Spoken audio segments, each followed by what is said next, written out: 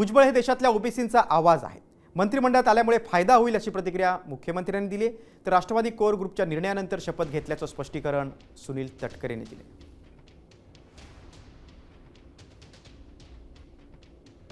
भुजबळ साहेब काय कुठे नाराज होते अशातला काय भाग नाही.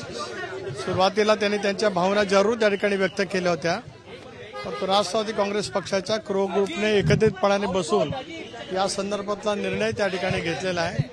त्यानुसार आज छगन भुजबळ साहेबांनी मंत्रिपदाची शपथ त्या ठिकाणी घेतलेली आहे. पक्षाच्या कोर ग्रुपमध्ये हा निर्णय चर्चा केला गेला होता आणि झाला होता.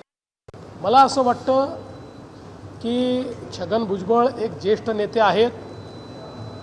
देशातला ओबीसींचा आवाज म्हणून भुजबळ साहेबांकडे पाहिलं जातं आणि म्हणून राष्ट्रवादी काँग्रेस पक्षाने भुजबळ साहेबांना पुन्हा मंत्रिमंडळामध्ये घेण्याचा निर्णय केला.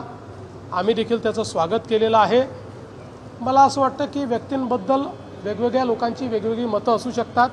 मला त्या मतांवर काही सांगायचं नाही, पण मला वाटतं की भुजबळ साहेबांसारखा एक ज्येष्ठ मंत्री आणि विशेषतः ओबीसी समाजाचा हितचिंतक हा मंत्रिमंडळात आल्यामुळे त्याचा फायदा होईल.